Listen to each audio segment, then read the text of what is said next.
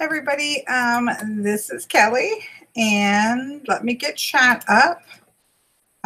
We did this for a different unboxing, and it was actually a lot of fun, and so I'm going to do this again. I just got this in the mail. This is unboxing. Ooh, pause me. I'm just trying to pop chat. Sorry, it took me a little bit for some people who were swapping because I had to get my hands down view ready. So let me cancel this. My intention was to do a couple like this, and then later on after I've used the decks, I'll come in and do the full walkthrough that I normally do. So it's something I'm playing with because it was fun last time. I did it with the Children of Litha Tarot. And so I thought, I just got this one in the mail. And again, we should call this hashtag Miss Kaleidoscope's fault. Because she told me about the Mermaid Tarot by Lisa Robertson. And this is illustrated by Julie Dillon. Now, I know that Lisa Robertson did another deck, and I'm totally blanking on the deck. Maybe somebody will know what that was. But so I ordered it from Amazon. It's a Llewellyn deck. It wasn't too pricey, and I love mermaids. So, I know you could be watching this 3 months later, but thank you, Jennifer, the Animal Totem Tarot, which I love that particular deck. I especially love the guidebook in that deck. So I'm actually really excited to read this guidebook because the Animal Totem Tarot's guidebook is fantastic. It's a different artist, I believe. I don't think it's the same artist, but it's the same creator, which means it's the same person writing the guidebook. So I'm kind of like crossing my fingers on that.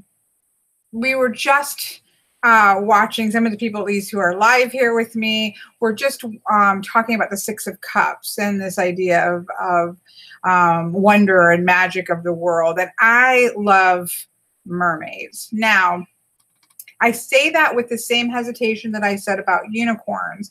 I don't like pooping rainbow unicorns. And again, no offense to people who love like rainbow colored unicorns with sparkles and all that kind of thing. Go for it, right? There's crazy things that I love that people think I'm like, you're crazy, right? But I'm not a huge fan. I love mermaids. I love stories about mermaids. But I'm not a huge fan of like really cutesy mermaids. So I was kind of like, I had a mermaid deck once. I think it was an Oracle deck. And I should check. Can everybody hear me fine? Sometimes when the phone is on too, I get a weird echo. So if somebody is hearing that, please let me know. I wanted to be a mermaid. Did everybody? Didn't, right? Everybody wanted to be a mermaid. I think somebody just said they wanted to be a mermaid. But I wanted to be a mermaid when I was younger. I wanted to meet a mermaid. I wanted to meet a selkie. I grew up on fairy tales and mythologies, and there's so many beautiful old stories, powerful stories about mermaids and things of that nature.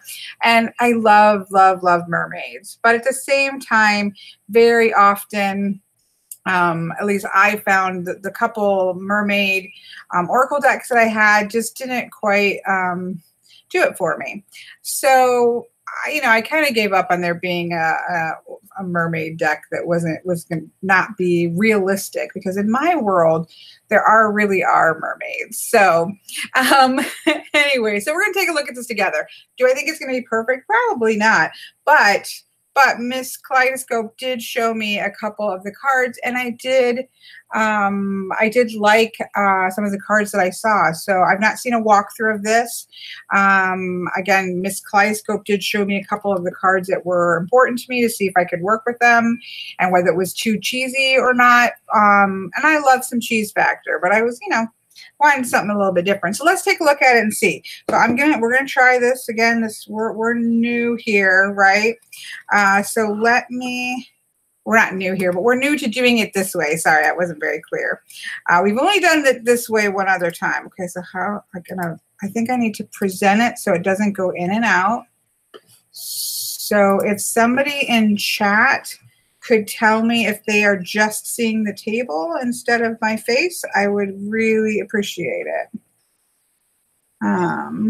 Claire, you have not been blocked because we couldn't see you at all if you were blocked, and I can see you.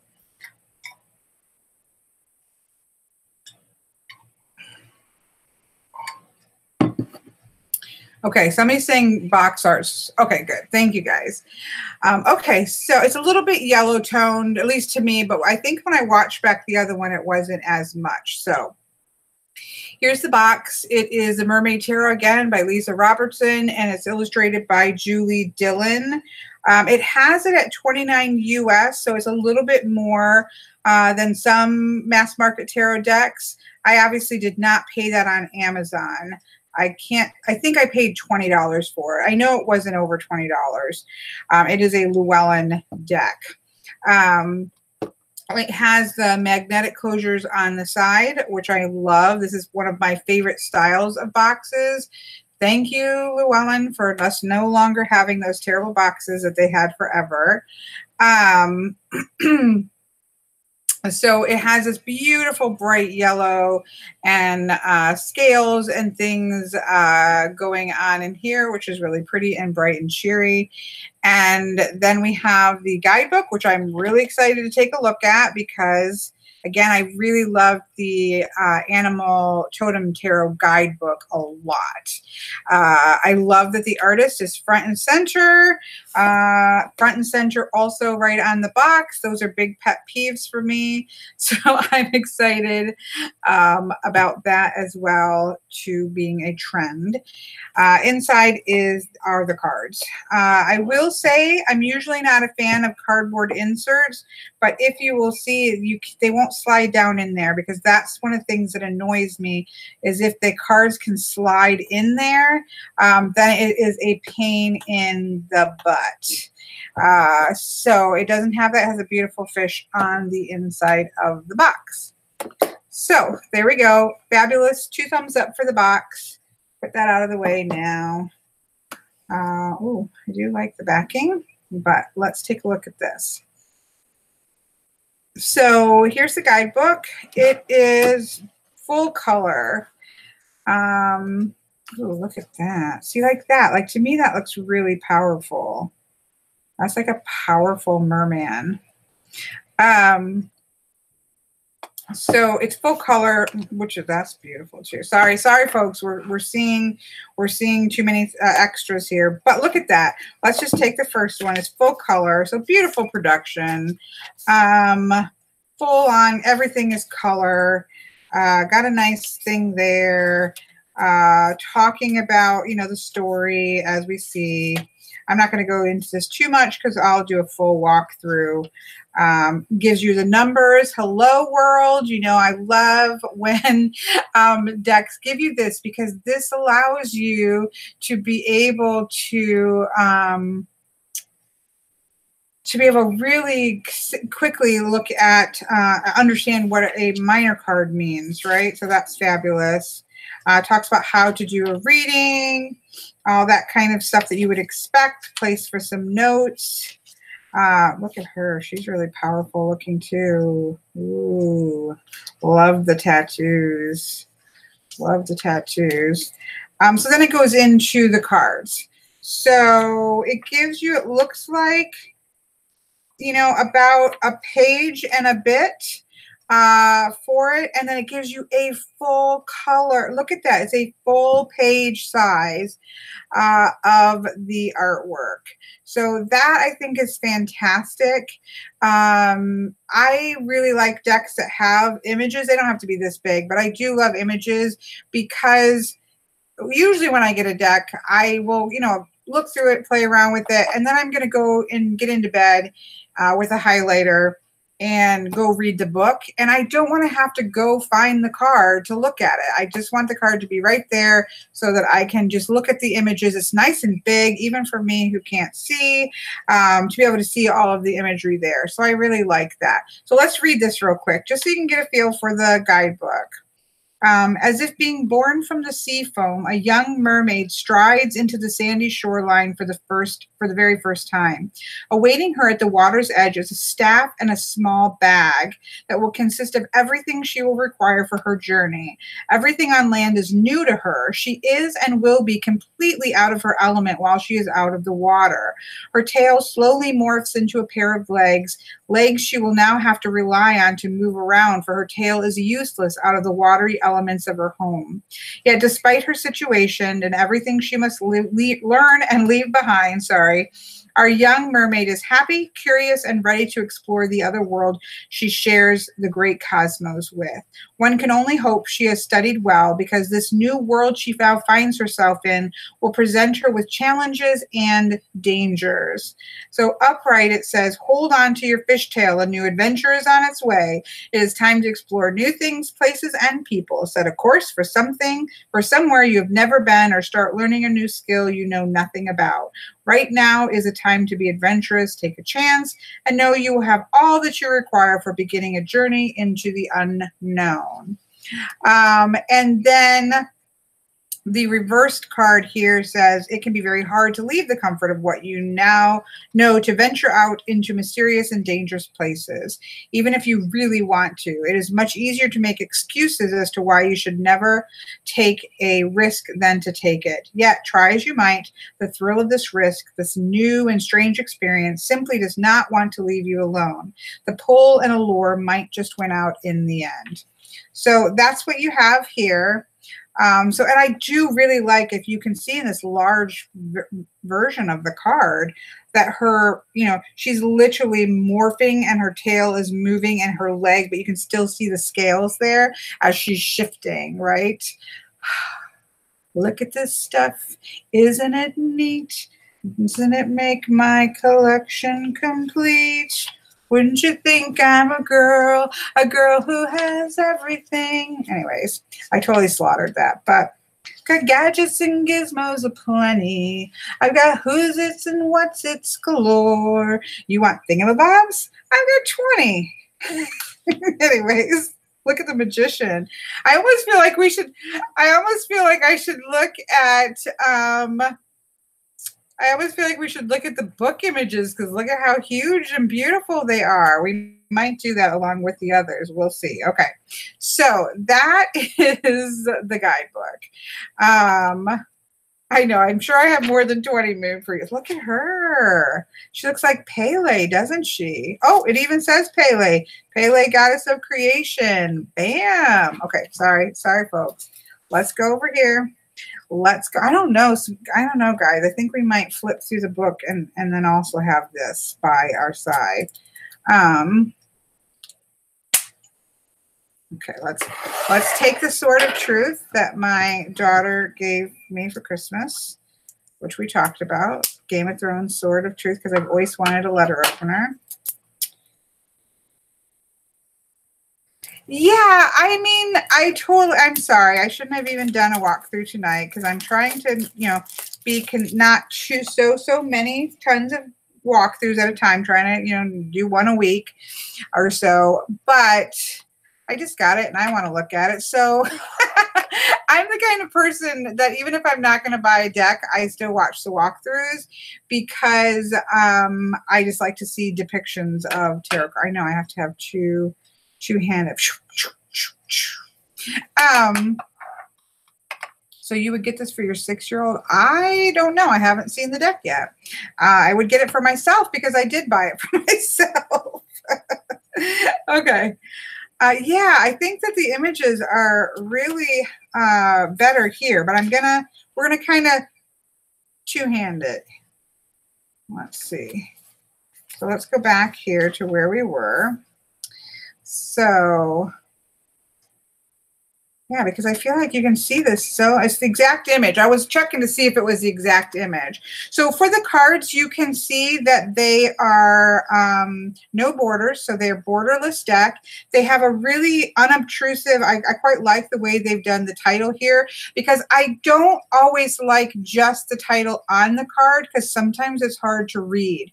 Whereas this one is actually, the way that it's set up, it's really beautiful or clear and easy to see the title title of the card.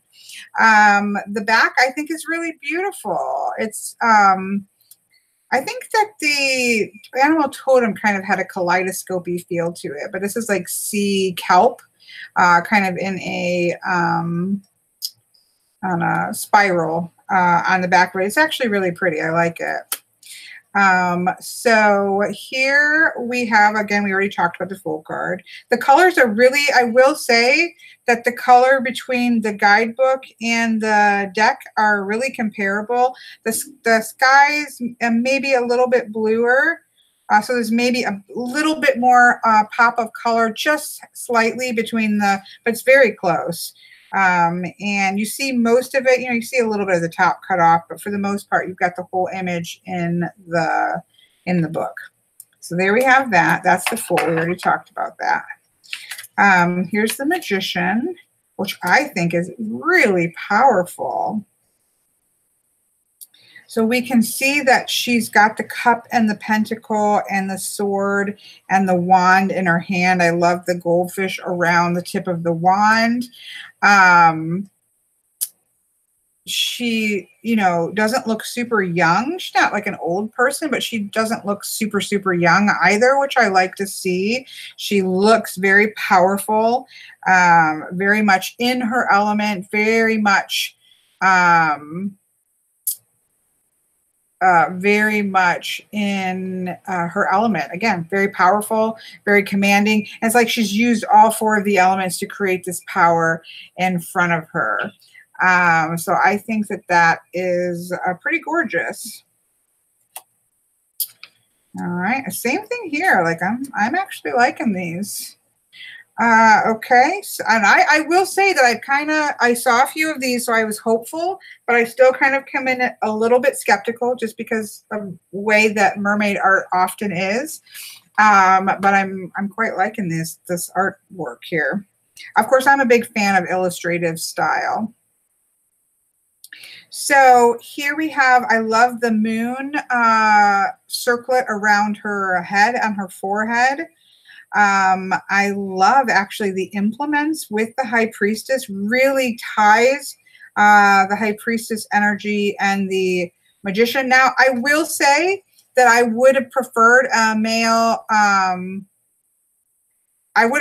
male, magician, because I do like the dichotomy of male and female. I do like to have the pairs of the Emperor and the Empress, the you know, the Magician. Well, really I need the High Priest, I guess, for that. But I do like to keep traditional genders, but that's just me. I know a lot of people don't mind shifting that up, but I still really like that card. This, I think, is awesome. I love the swirling of her cape. Like there's just this power like whipping all around her that almost feels like an octopusy kind of feel to it. Love the moon high in the sky. Love the water, you know, just crashing at the thing. I really like this card. That's gorgeous. Very powerful. Okay. Here is the Empress. Ooh, I like her tattoos. So here we have the Empress card. I like that she's on land and on sea, because that kind of, you know, the Empress should be powerful over each of the whole world, like not just, is that who they have it as? Let's see if they say the word here. Was it? Or Nikki said that? Let's go. I didn't see it. Oh, yep. Mother of the Sea. Yep, Nikki caught it. I didn't even catch it. Yeah, so that she is talking about, let's just scroll back. I didn't even look at these things. Thank you, Miss Nikki, for catching that. Calypso. So she's mentioning Calypso there. So yeah, like I said, I really like this creator's deck. Animal Totem Guidebook, I thought was really well done.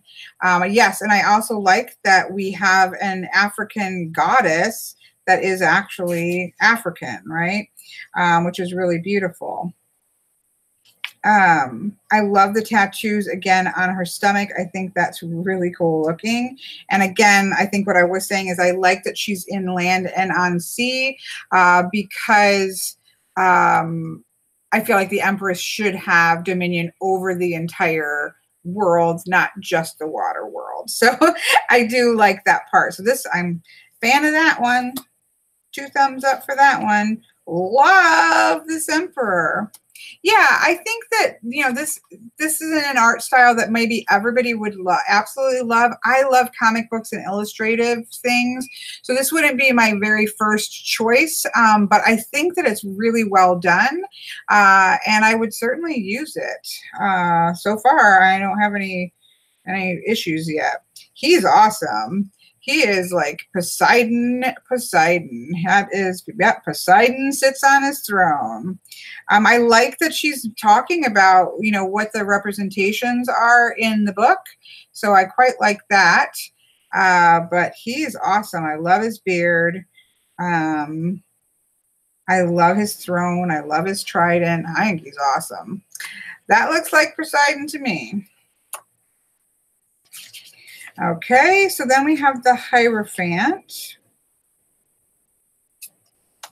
as sort of a record keeper. I guess it's kind of hard because they don't have it, and that's one thing I do. You know, obviously, if we had this straight across, it would be perfect, but then you'd have a lot of white space. So I don't really mind that, right? But this is about recorded history and keeping records. So we do have a bit of that idea of the Hierophant as being the keeper of the past, and that the keeper of the past pulls that and gives that on to the people in the future. I can't talk apparently, so they can learn from those things, right? So you definitely have that record keeper there, and I think she's beautiful. Again, I think the artist has done a really good job with the flow of fabric. You know, people are going to say, oh, there wouldn't be books underwater. Look, people, this is fantasy. And in the mermaid world, there would be books under the water. Don't worry about it. I love this one. Oh, look. Look at this one. I love this. Can we skim this one? One of the longest relationships that we have in our physical incarnation is a relationship with ourselves. We spend the majority of our lives trying to reconcile the two parts that make us whole, the physical and the vibrational. Sometimes we see it as experiencing two different lives via two totally different selves. In much the same way, our young mermaid tries to envision what she would be like as a human girl. And of course, the human girl is always also trying to envision what it would be like to be a mermaid. Oh, I love that. That is really beautiful. I like that. I like that actually quite a lot. Yeah. I like it. I like that a lot. That was pretty cool. All right, here we have the, what is this saying? There are stories and tales from various cultures about the horses that live under the sea, be it a water horse, seahorse, or as the Greeks call it, hippocampus. Oh, yeah. Look at that. Again, Chariot's my birth card. I think that's really beautiful and powerful. I think it's gorgeous. There's definitely the sense of energy here. You're just waiting for this to take off. I think it's really beautiful. I'm loving it. Yeah, I like that one. I don't often like Chariot cards. Okay, sorry. Oh, look at this one. I did see this one, and I love, this is one of the readings. Well, this is a seahorse. It's just a full-on seahorse. Like, there are seahorses and there are seahorses. And that is a seahorse. That is a powerful hippocampus. So this is beautiful. So we have the strength card, and she's freeing the whale from, so, you know, this really reminds me of like the steampunk tarot, where she's kind of knelt down next to the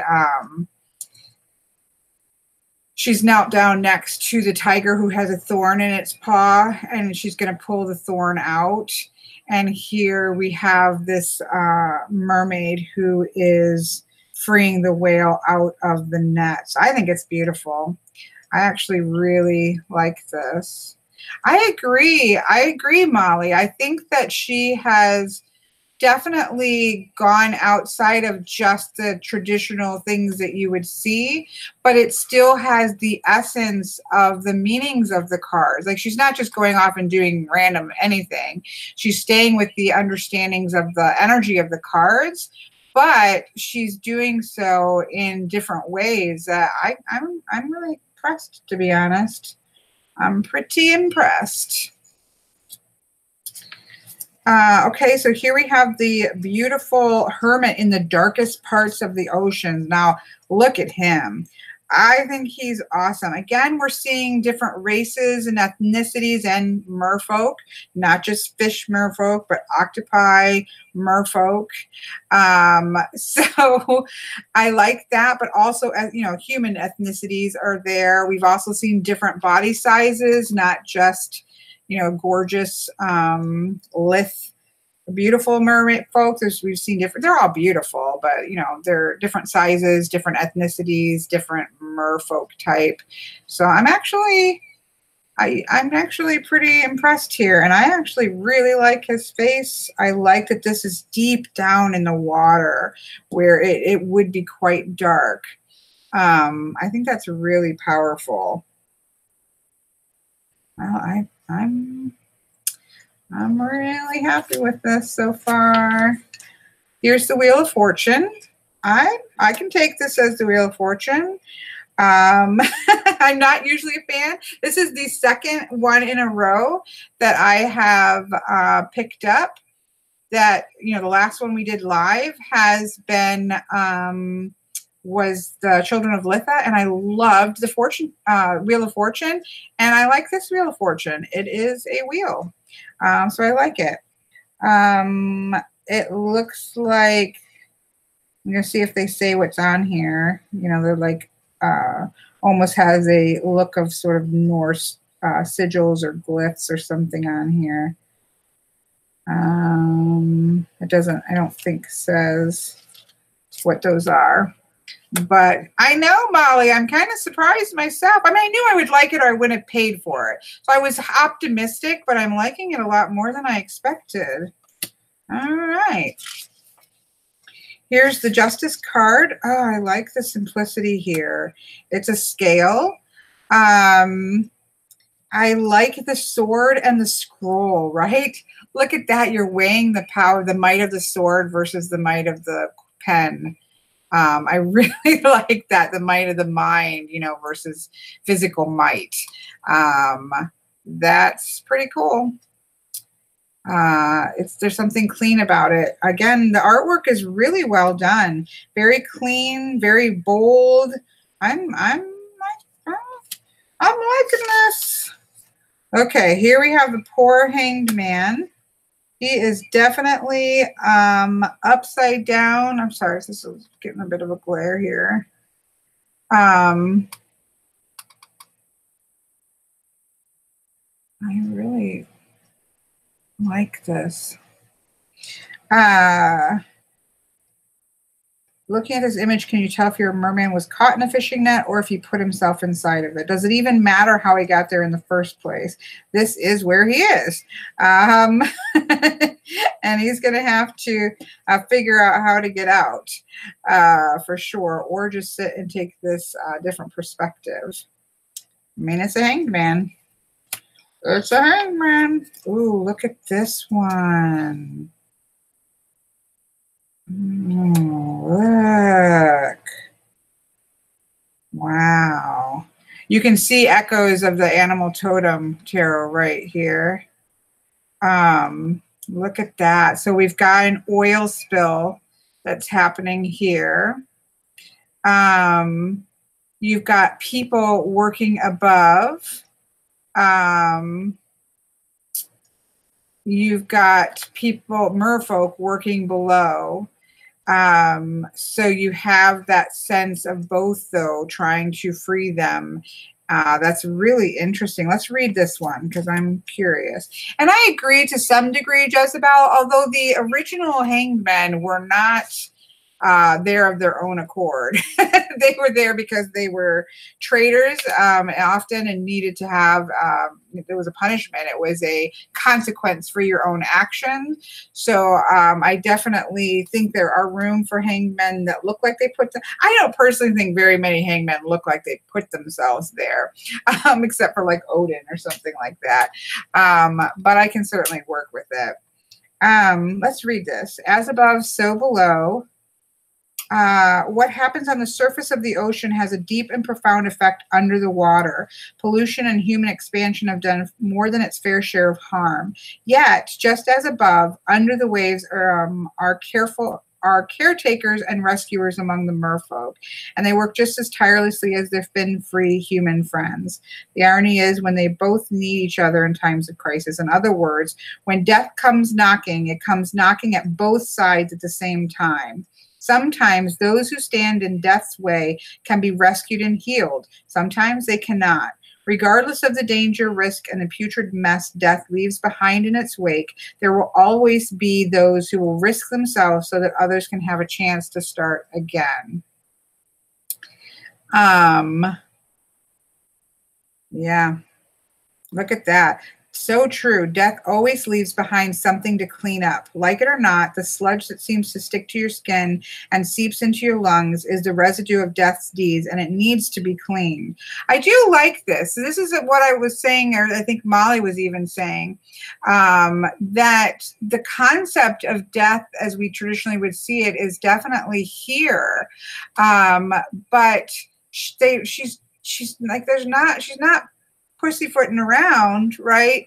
Death is always going to, even if it's important, even if it's transformational and we're going to learn something and we're going to go on, death is a major cycle shift, and there will be difficulties, there will be residue, there will be things to clean up around it. But that doesn't mean it's not as that doesn't mean it's not a very powerful experience either way. So I quite like that she's kind of going out of, some conventional things like that. Yes. Hello, Miss Kaleidoscope. Yep. This is all Miss Kaleidoscope's fault. Again, I'm really loving the people, and I don't always love people in decks because, I love the tattooing going on here. On her, like this is like Moana all grown up. That's what I feel like. As soon as I saw this, I'm thinking this is Moana as a mermaid all grown up. I just like her face. Like she just looks like a person. Under the power of the powerful solar eclipse, the potion. Again, trust me, folks, I'm not a big person who reads. I read all my guidebooks, but I don't usually go back to them too much. But I loved the Animal Totems guidebook, and I can see that this is going to be one you're going to want to give a good read through. So Moon Priestess is quoting me on, I don't always love people index. I don't, because I think it's hard, right? I think that the creator has a hard time making people that, we can relate to and that we just, we love everything about it. But I'm liking the people because even though they're mer people, they look like people. Anyways, I don't know. I'm not making any sense. But I love her. I think she's beautiful. I think she's powerful. I think she is Moana. I am Moana. Oh, look at this one. So here we have the devil. Look at her. She's caged. Oh, that artwork is fabulous. I'm sorry. It may not be a particular, I know not everybody likes digital art, but digital art is hard. Like, yes, they have an undo button, but to make it look like this, that's a lot of work. And I think she's a fabulous artist, actually. Let's see what they say. We have all been guilty of chasing pretties. Oh, my. So this is Ariel. when she gets caught. Look at that. Look at the stuff. You go sticking your hands in to try to grab stuff and it's going to catch you. The allure of all this can get you in trouble. Look what it did to Ariel. She almost got, you know, stuck without her love and without her voice and without her soul. She almost sold her soul to the devil here. I quite like that. Giving our power over away to pretty things that have no substance can get us in a pretty pickle, can't they? Yeah, but oh, hold on, folks. Hold on, folks. Let me get it over here. Look, do you see that? That's what I like in devil cards. If you look at the original, you know, devil cards, the chains are often really big where the person can get out of the situation if they just shake themselves out of their lethargy, right? And so here we have, she can get herself out of this cage. The lock is not all the way in place, and she just needs to get herself back up and take back her own control. Don't be tricked by this stuff and get back in the water. I love that little bit. Okay. I like it. I'll take it. Oof, here we have some problems going on in Atlantis, folks. Problems in Atlantis. Yeah, I mean, it's a tower card. There's not much else to say about that. I mean, it looks like it's very destructive. Things are falling, but we do have a pretty solid foundation here. I love the coloration between the greens and the reds here. It just evokes chaos, and it evokes shake-up energy, literally. It evokes the tower. I mean, it's a no-holds-barred tower, so I'm a fan. I'm a fan. And of course, this was, of course, this could also be Moana grown up, couldn't it? Oh, have I said how much I love Moana? Clearly, I was so disappointed. I was so disappointed that I didn't have a single draw. I wanted to have 1% of Polynesian, and I just didn't get it. I think this is beautiful. I love the conch. Is that am I saying that correctly? A conch shell that she is blowing. Look at the star. Is beautiful. Let's see if she says anything. Some wishes vibrate so strongly that they never have to be spoken out aloud. These wishes are carried on the breeze and become tossed and churned over the waves and eventually mix with the rhythm of the sea foam. I love her writing. The dream weaver hears the sea foam song and catches the melody in her magical conch shell. Under the watchful gaze of the evening star, the dream weaver plays the conch shell in a tune filled with the heart's desire of all those who hold a special wish in their hearts, sending it back to the universe as a wish fulfilled. Oh, I like it. I like it. Again, I like the ethnicity shifts. I also like the body image. Like, she just looks like a healthy mermaid, right? She's not, you know, but then there are thinner ones because all of us come in various shapes and sizes. And so we have some lithe ones because some of us are lithe, and we have some normal, average looking ones. I'm liking the body shapes here as well because we come in all shapes and sizes. I really like this moon card. Whoa, look at her. She looks ethereal. I love the moonlight on her face, or her hair and her face. I love the, you know, the water wave. You know, she's partially underwater. I think she's really beautiful. She's got, the moon is just emanating from her. Of course, this is a siren. So there are good sirens and bad sirens. There are healing sirens and dream sirens, warning sirens and nightmare sirens, just to name a few. The healing sirens sing only under the light of the full moon. When they raise their voices across the ocean to the sky, they sing a healing chant. sending out wave after wave of healing frequencies. Oh, I love it. I like her. I'm a fan. Okay, I'm sorry. I was going to try to keep these faster than I normally do, but I can't. I can't help it. I can't even do these quickly. Here's the sun.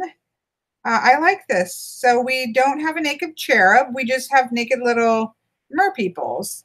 I love that you can see the sun through the water up there. I love all of the ocean life that we can see here. But the sun is just stunning up here. I love sea turtles, and there's a sea turtle here. Yeah, I'm a fan. I'm a fan. It's not like a six-pack cherub here. It's just a merfolk. Yeah, I like it. A young. Ooh, look at the judgment. Ooh-wee. Ooh-wee, look at him. Look at him, the Shaman of Rebirth. Oh, thank you, Tribe Woke. Look at him. The Shaman of Rebirth plays the ancient song of release through his conch shell, filling the water with waves of forgiveness. To those with open hearts, the song releases them from their binding bubble and allows them to swim free. It is only those who feel worthy to drop their burdens that find themselves reborn, new and ready to start again. Those who feel their sins are too heavy or too large to be forgiven will stay trapped in the suffering of their own creation. Thankfully, the shaman will play again, always offering an opportunity for liberation and rebirth. See, look at that. So you see some that are, holding themselves down and not looking up and hearing the call that is coming ahead. And then you have others, of course, that are breaking free. And you've got some more here. They're being weighed in and trapped in their own bubbles. I like it. Again, I feel like she is sticking with the themes of the tarot deck, and yet she's doing little nuances that I think are really powerful. I like it. I like it. I like it. Look at her. I love her. I'm just a fan of red hair. I can't help it. I can't help it.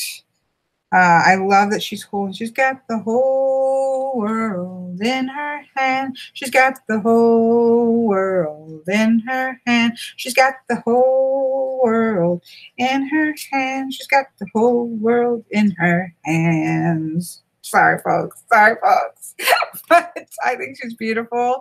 And I like the world in her arms. I like the kind of over, the mirrored thing of, okay, we've got the world in the ocean, and then of course the ocean is in that world, and inside that will be another world, and so on and so forth. So you can go on through infinity. I'm a fan. Okay, chapter 4, the Minor Arcana. Look at him. I like the tattoos.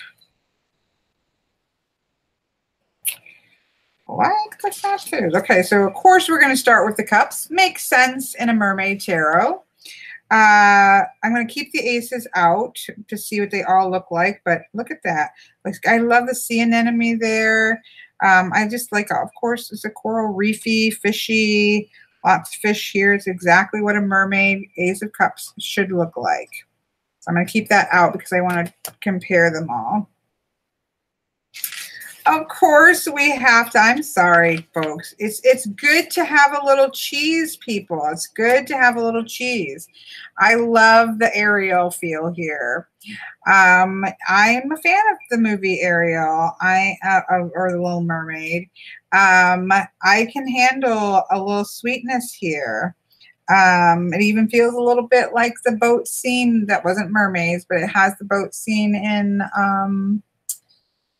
what's the movie, the Disney movie with Rapunzel? I can't remember what it's called. Tangled. I love that. So, yeah, I mean, you've got two lovers here, pretty traditional, sweet, and I can handle that. I like me a little bit of cheese. This, of course, we saw on the cover of something. on the cover of the book. So the cover of book has the Three of Cups. Elrond, it would be better with two boys. Of course, then somebody would say it would be better with two girls. And then there's some that will say that there would be better. Yeah, maybe they should just have multiple versions there. But I mean, I totally understand. I totally understand. But it is sweet, and it does make me think of the Little Mermaid.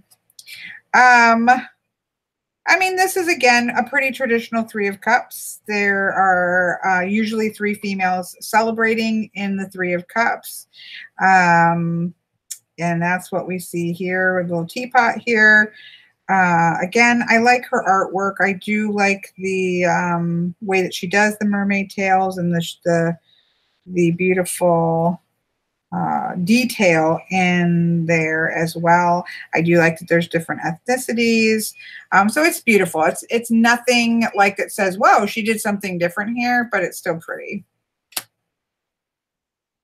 Yeah, there you go, Molly. Or see, it could have been three people. Good one, Molly.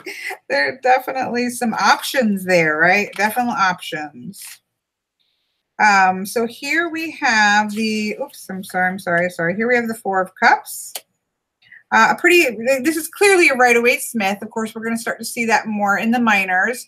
And so here we have a sailor who has imbibed maybe a little bit too much in his cups and is not paying attention that there is some magic happening nearby, right? Look up and see the magic, because you're going to miss it if you don't pay attention, right? He's pretty cute. I actually like her too. She's got very pointy myrrh. Oh, is this a Selkie? Is this a Selkie? Yes, it is.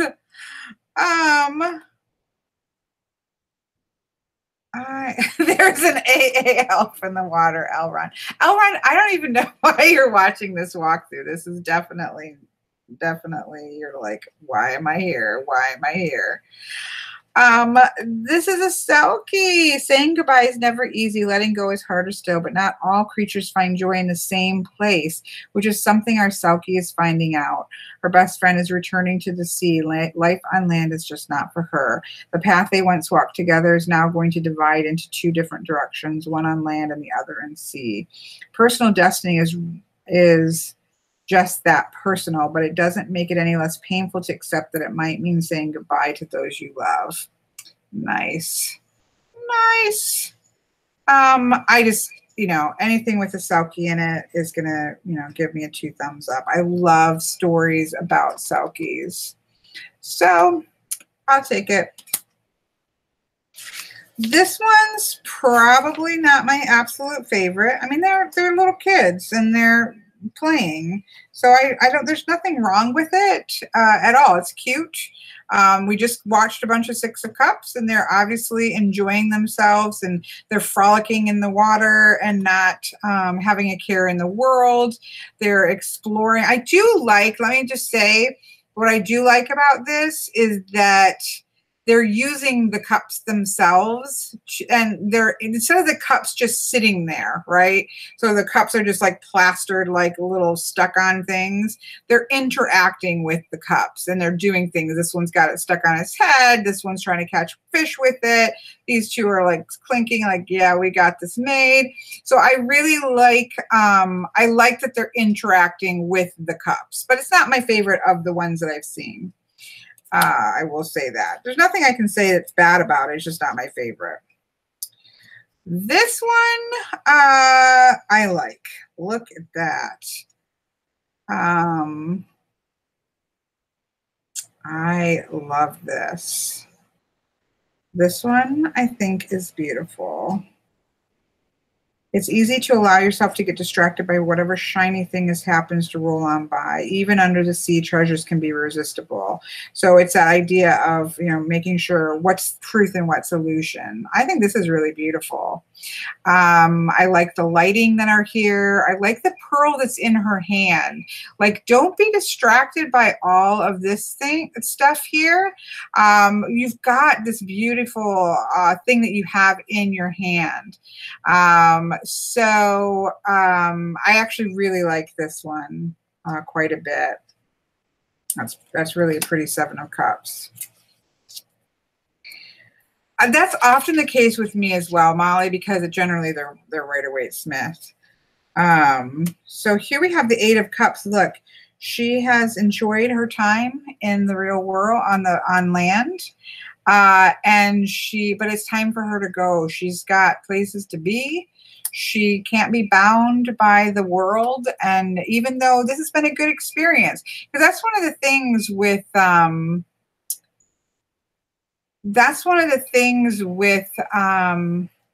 sorry, the Eight of Cups, you know, the Six of Cups is moving away, or the Six of Swords is moving away from a difficult experience. But the Eight of Cups isn't necessarily, nothing bad has happened. It's kind of things have been fulfilled. It's kind of gone full circle. It's just time to go in another direction. So she's had a nice time. Exactly, Moon Priestess. It was good. Nothing bad happened here, but it's over, and it's time to sort of move into, go on to her next adventure here. So I actually think that works fine. I'll take that one. Here we have the Nine of Cups with a sea witch humming a long sea shanty as she spins and stirs the bubbling concoction in the Nine of Cups before her. Very an alchemical Nine of Cups. That's not something you actually see very often. I quite like that. I do like that we do see an older mer lady here. The shanty she sings bring a smile to her face. She remembers being young. Who shall drink from these cups? Only the sea witch knows. She seeks those with a spark of spontaneity and a flare of recklessness, but her walk with a compassionate core. It's your wish fulfillment. She's going to offer you your wishes, which is what the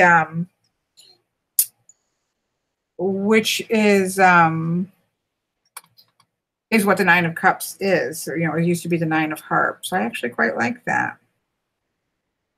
I quite like it. Okay. Yeah, but she is happy. Look at her. It's about, she's lived a good life. And she's happy, and she has lived her life, and she's remembering what it meant to be young, but contented with what it meant to be, she knows what it's meant to be young, but she can enjoy being older, and she's going to pass that on. I quite like that. I'll take it. Here we have Molly with three other men. That's Molly. Here's Molly's Three of Cups, but now it's the four. I'm just teasing you, Molly. I like this though because it's not the traditional just a family. It's, you know, we've got this, you know, all kinds of things that are happening here. You don't have like just a traditional man and a woman holding a child's hand, but we have a sense of community. We have this sense of coming together. We've got abundance in the food and all of this kind of thing. So I think that I like this one quite a bit. I think it works as a 10 of Cups, happily ever after. So that brings us to the courts. I don't know why my phone is kind of like turning on and off. Sorry, I hope that it's not flicking in and out. I actually really like this little page. I definitely agree with you. It can be difficult sometimes between the 10 of Pentacles. The 10 of Pentacles should be more of a legacy though, which I like. I actually think he's really sweet. He looks very young. There is a sense of innocence. I kind of wish he didn't have a shirt on because I don't think mer people need shirts. But I just think he's sweet and he's innocent and he's ready to learn. There is a brightness about his little face. And I like a young page. So I think he's sweet. Ooh, look at the Knight. Okay.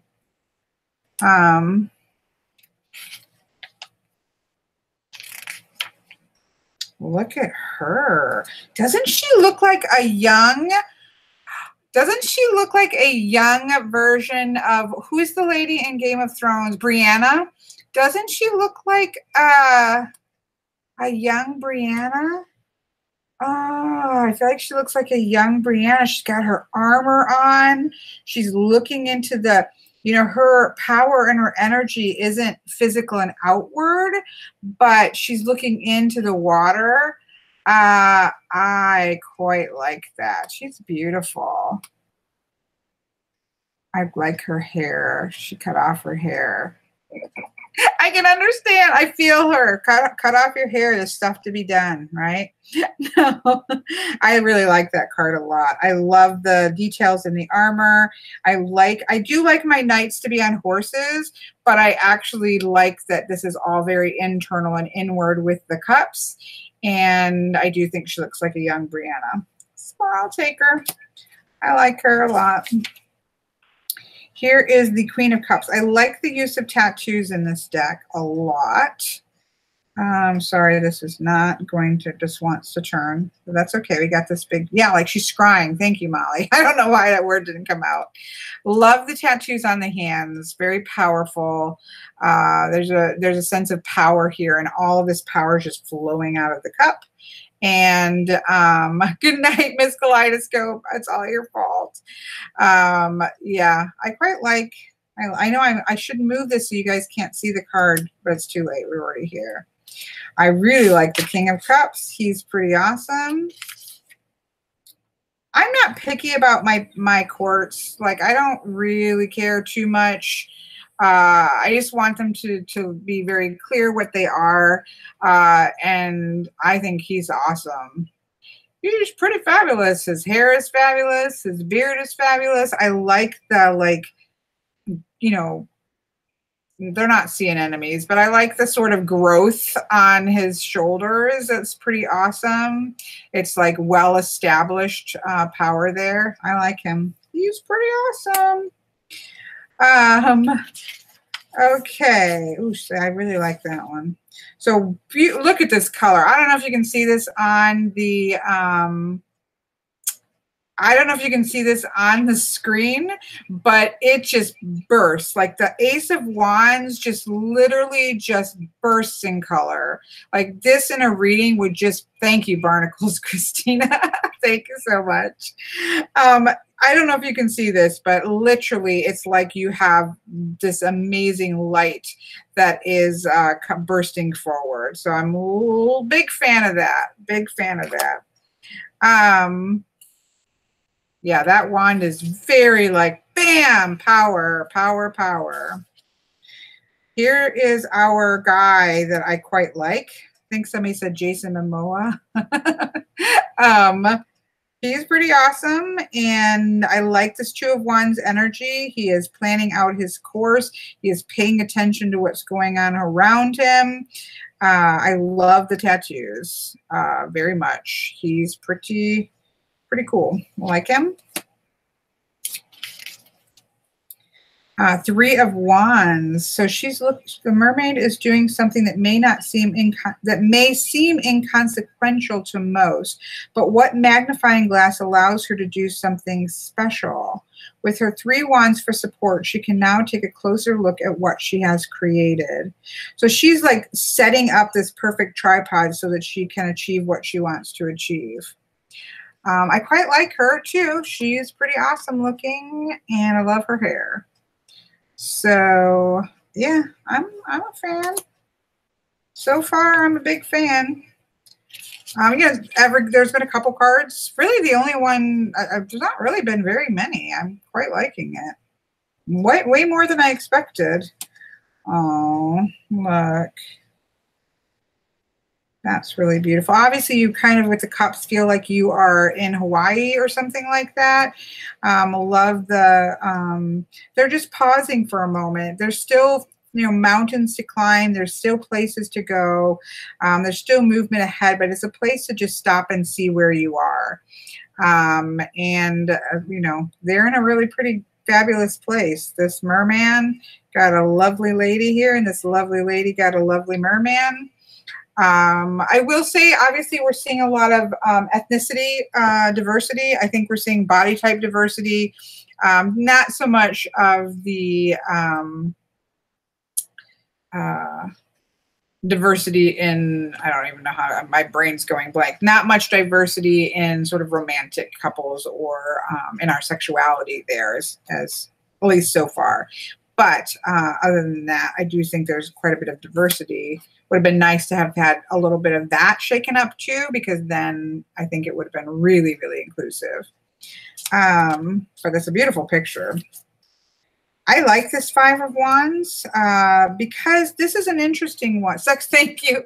I can't think tonight. That's why I thought I'd just come on and do a quick, like, oh, let's just have a little bit of fun and do a walkthrough. But apparently I should be able to think much better today. So thank you, Mr. Elron. Sexual orientation.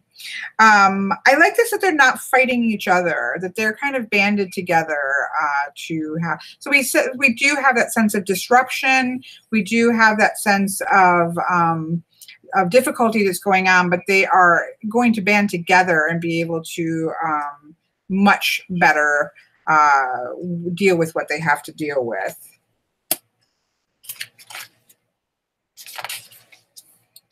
Love the Six of Wands. This is a sense, this reminds me kind of the Six of Wands in the Japardea Tarot. So the Six of Wands is about accomplishments and sort of people seeing the accomplishments. But we do have the sense they all went to, but they swim in the ocean, Elron. They swim in the ocean. That takes a lot of muscle power. And there have been from very lithe ones to more sexy ones, not sexy because lithe is sexy too, more curvaceous ones. I do think we've at least seen more body diversity than we see in some decks. I guess I'll leave it at that. Exactly, Ultraviolet. You get a lot of workout under the water. Under the sea. Anyways, what I like about this is that in the Japardea Six of Wands, you have somebody who is playing the violin. And so you know that a lot of work has gone into what they have achieved. And, you know, if you're going to swallow a flaming sphere of red hot energy, that takes some work there and accomplishment and skill to get there. So I like that. Okay, this one's a little bit funny, a little cheesy here. I mean, we can have cheese factor here, but look, they're like holding ground, like no, nope, nope, nope. You're not going to come down here into Atlantis with your scuba gear and you're being not part of this world and come down here and tell everybody we're down here. And then, you know, it's going to be a big problem because everybody's going to come down and try to steal their stuff. So they're like, nope, we're holding our ground. Back up, back out.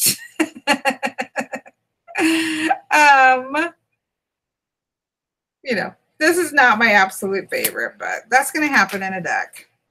I know, be gone, polluter. You're not going to come down here and drop off all your trash and all that kind of stuff.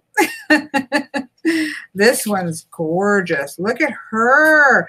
See, this I really like because this is the Eight of Wands, which we normally see, which is the idea of fast movement, right? This is underwater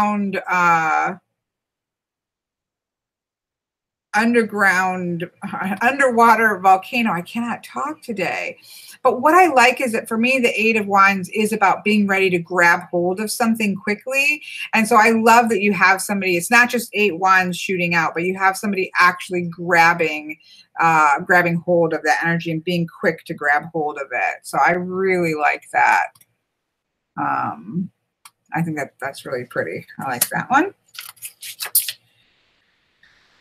Here we have I know I can't make words, Stacy. I have no more words. I did the Six of Cups video and that's all I get. Look at the Nine of Wands. Again, he's holding ground. Looks like a soldier.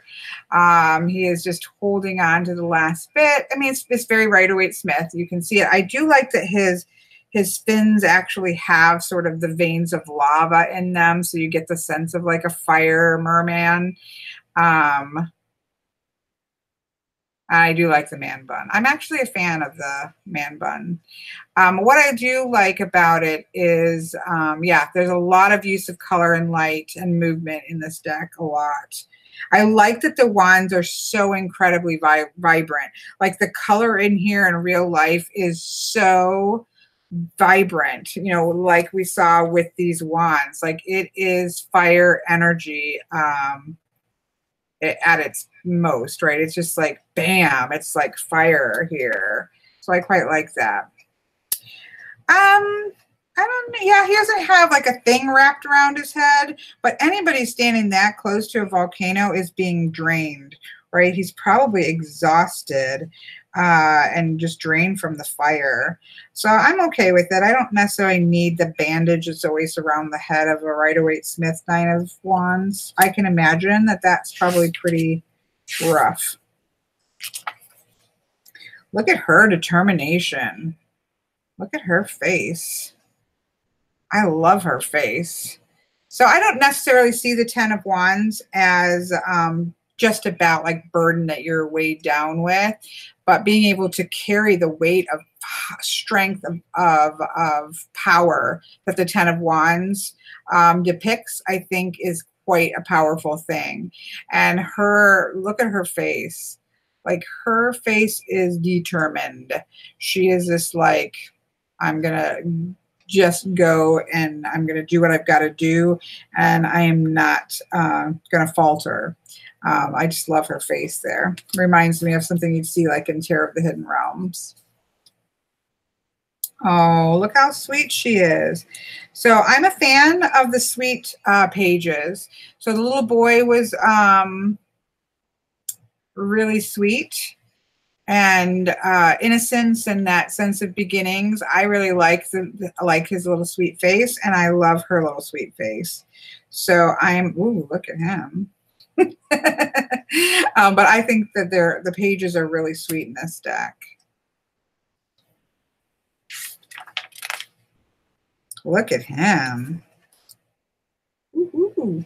Definitely romance novel cover, let's just say. No question here. We've got the makings of a romance cover novel. His hair is flowing. His, you know, pecs are in place and all of that kind of stuff. But he's a warrior. I'm pretty sure most warriors are going to look very, very powerful. So I can take him over our actual Fabio, as Elron is saying. I can handle my knights being very powerful and buff because they should be. They are the elite fighters. They shouldn't be sitting on they shouldn't be couch potatoes. They should be warriors. And he definitely looks like a warrior. I'll take him. Look at her. See again, can you see the colors here? And that's true with that's a very good point, Ultraviolet, with the shirts. I agree. I agree. Although I don't think they could be like scales or something. Look at her. She is like powerful. Lava is like literally running out of her hands. She's they're talking about Pele here. I think she's awesome. And again, the colors are so like literally, I'm going to give kudos to the printer for getting the glow of the fire. That's pretty awesome. And he's pretty awesome too. Look at him. Again, I don't have a problem with my kings and queens. I don't really have a problem with anybody looking godlike because he's pretty godlike, and that's okay. I really, again, expect for there to be a sense of power about the court cards, and I can certainly deal with that. And he's not hard to look at, and neither is she. So here we go. Love the tattoos. Oh, look at the little children. Again, I'm really liking the aces. They're really simple, but I think they speak to their suits really well. So I like this. I like the aces. And look at this, is a little sweet for me. I don't really think of rabbits. I don't really think of children necessarily with the Two of Pentacles because it's a lot of juggling. You might need to put something down or you're going to fall into the water. So this is a little sweet for me for a Two of Pentacles, but, you know, it's not going to break the deck for me, but it's sweet. Bunny Kisses is like, yes, I love it. I love it. Yeah, I agree. There are some elements that I could see might go into a different deck as well, but it certainly works. There is a juggling, you know, energy here. But if people are saying the king's face is way off, I didn't really mind his face. I feel like he's got that real rigid, chiseled face. I don't know. I don't really see. He's got a very jutting chin, but I feel like he looks very chiseled. I don't know. I don't have a face. I don't have a problem with his face. Anyways, yeah, not my favorite, but it certainly doesn't break the deck.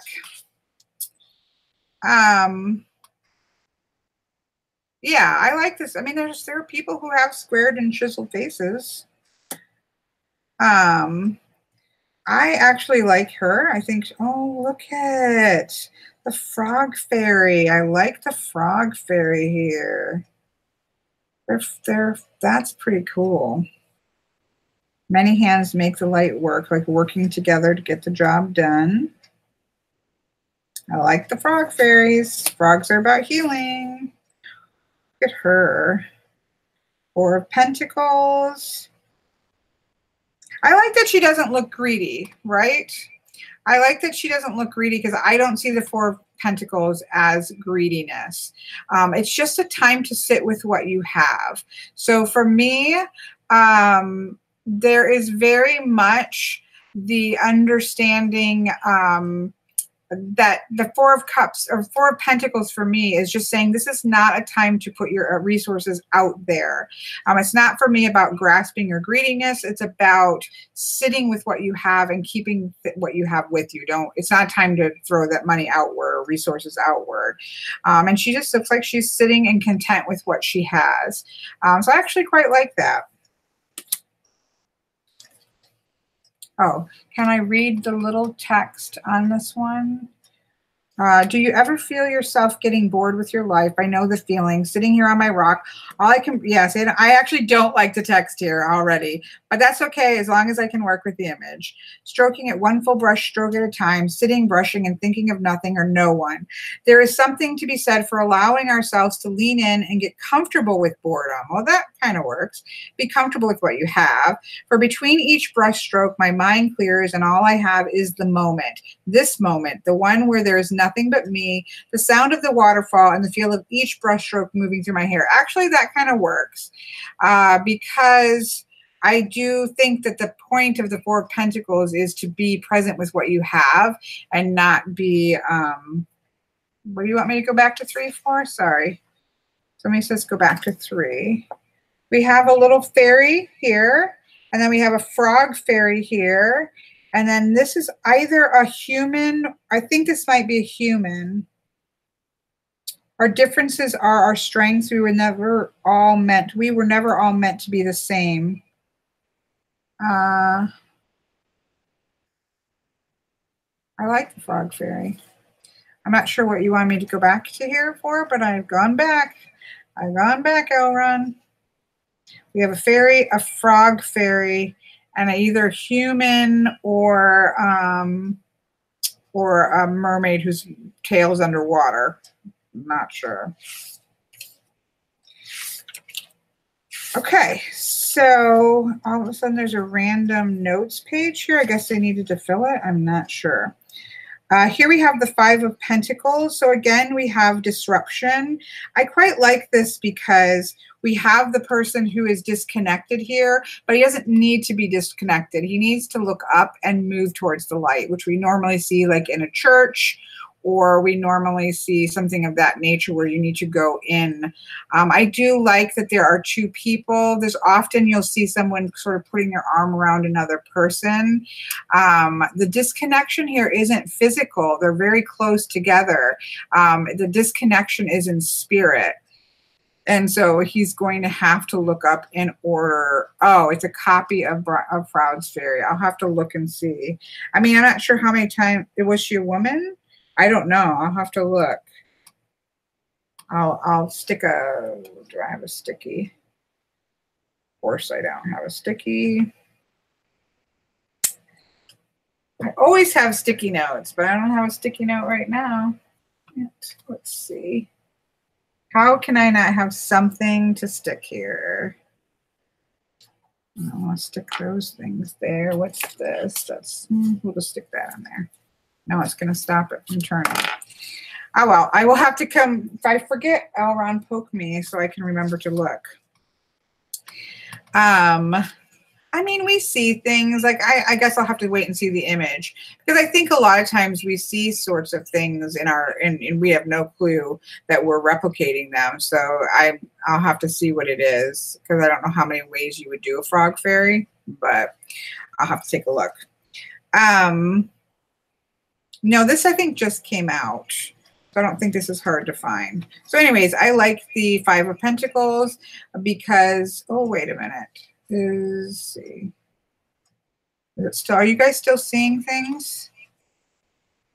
I'm going to pause for a minute because I feel like,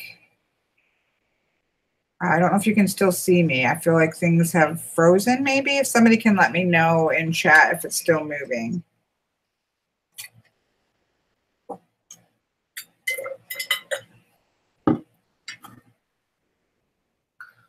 Okay, Nikki says we can still see. Okay, so there we go. That I like that Pentacles there. Here we have the Six of Pentacles. Oxygen is an important element of water. Without it, nothing can live in the water, especially the merfolk.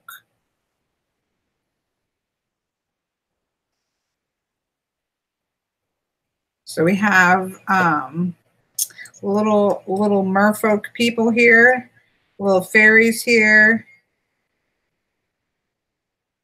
but they're putting the monies like into bubbles that can go off into the world instead of holding their monies to them. Where you often see somebody that is giving money away to other people, like a rich person giving away to the poorer person. They're sort of using their elements and the power that they have and sort of setting that out into the world, which I do like. I mean, I think the concept works. Again, a little bit cute for me, but that's okay. I like the concept there. It does work. Paying it forward. Yeah, exactly, Molly. Oh, Seven of Pentacles, waiting for something to come into fruition. I think that's sweet. They've got everything prepared here, but now all they can do is wait, because you know the Seven of Pentacles is about patience, and there's a lot of patience and waiting. The over 9 months that you have to wait for. I don't know, maybe if merfolks aren't the same. I'm not sure how long gestation is for merfolk, but it is about patience. So I think that certainly works. Ooh, Eight of Pentacles.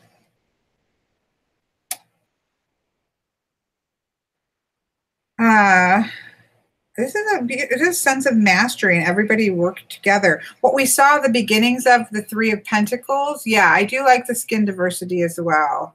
Moon Priestess. I really do think that we see what we saw in the beginning with the Three of Pentacles, everybody working together. It has gone into full fruition, where we saw the beginning of people working together. We now see this like really solid everybody coming together and getting things done. So I do think you see progression in the two of them, between the Three of Pentacles and the Eight of Pentacles. Okay. Oh, she's kind of cool looking. Oh, look at that. Look at that Nine of Pentacles. That's interesting. Let me go back here. You slowly walk toward the wishing well and toss in your coin. You take a deep breath and release your wish into the rippling water below. You touch your heart and lips and turn around. Without looking back, you walk away. Just then, the keeper of the well raises and adds your coin to her collection. Your wish may or may not be answered, yet the mermaid of the well continues to collect your coins and add them to her collection. She receives without asking and gets to be the keeper of the wants and wishes of others. When you look at all of her coins, can you find hers? Huh. There is a protective element to the Nine of Pentacles, like you have finally learned how to set boundaries around yourself, your health, your material treasures. Just as a mermaid keeps the coins and the secrets of the well protected, there's nothing wrong with protecting what you have worked so hard to create, especially if you intend to keep enjoying your good fortune for a long time to come. That's interesting. I really like this image a lot, and I think it's quite different for a Nine of Pentacles. So I quite like that. It's different. It makes me go, I like it. And then, of course, we have the Ten of Pentacles, which is about, you have the happily ever after of the Ten of Cups, but the Ten of Pentacles is about generations and legacies and things that are going on and on. So I like this. We've got these different, the different generations that are all here, younger to a little bit older to quite a bit older. To even, Moana's grandmother is here because, of course, all of Moana for me is now here in this deck. So a sense of abundance and sharing that goes generationally. So it works. I mean, I think that the Pentacles would be the hardest thing to do for a mermaid deck because, it's a mermaid deck. I'm not as big of a fan of this Page of Pentacles. I've really loved the two pages a lot. This one is not a big fan. I'm not a big fan of I'm not saying that I'm not a fan of rainbows because I love rainbows. I'm just not as much of a fan of the fairy art here. And her face, I like her.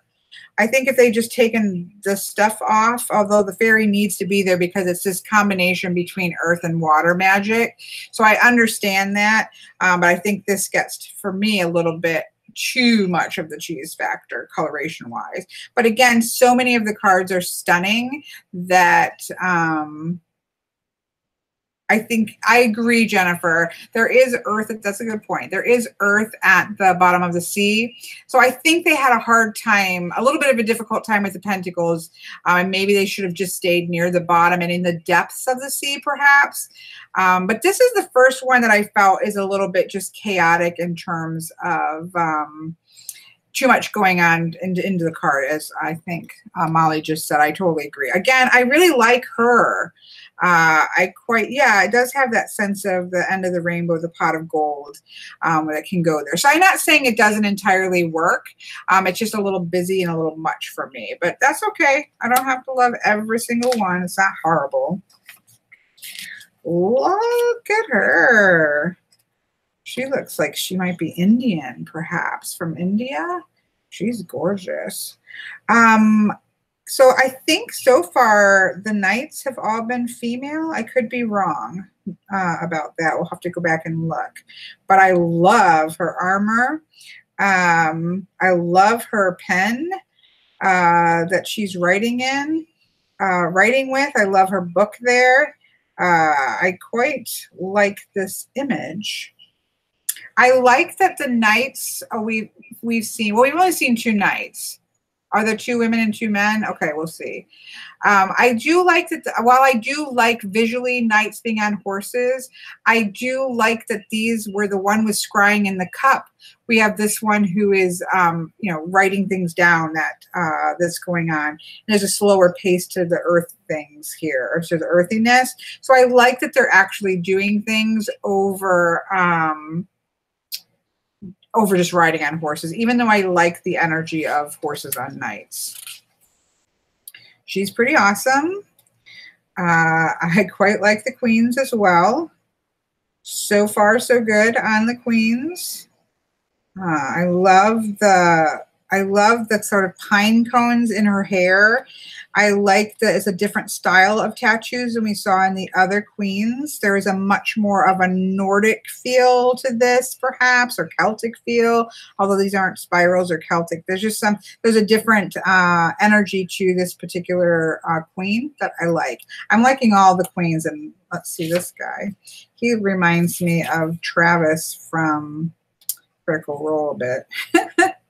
Again, I like I really like his headpieces here, and he looks very firm and strong, and I'm a fan of the face hair as well. Moon Priestess doesn't like him. I actually do like him. He's got a nice, unusual face. It's not a perfect face, but it's a strong face.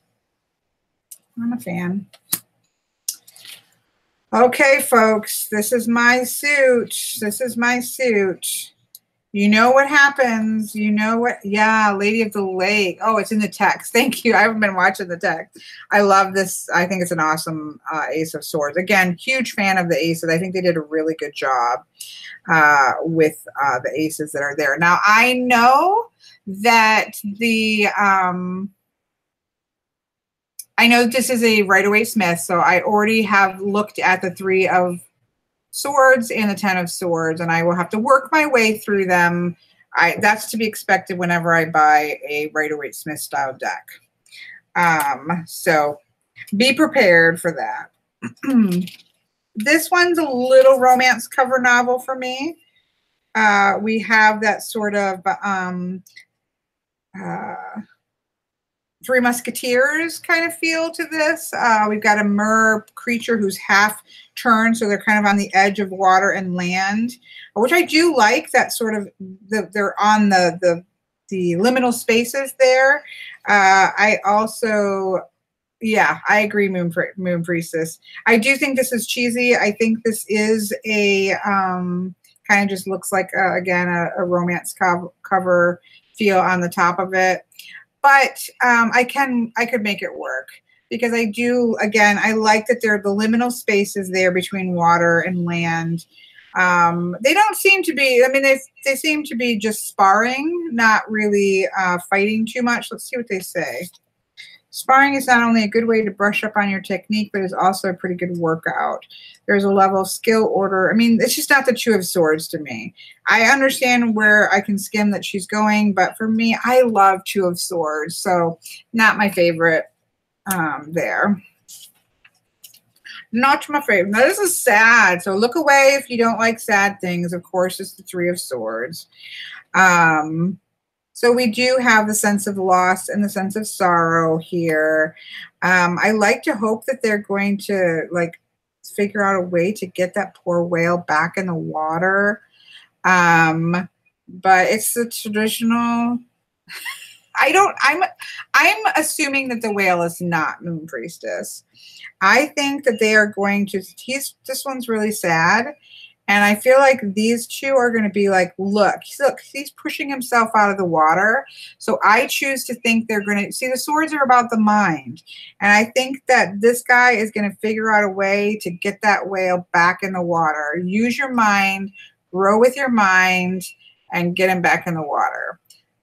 I know that's not the way it's written because this is Rider-Waite Smiths, folks. This is the way it is.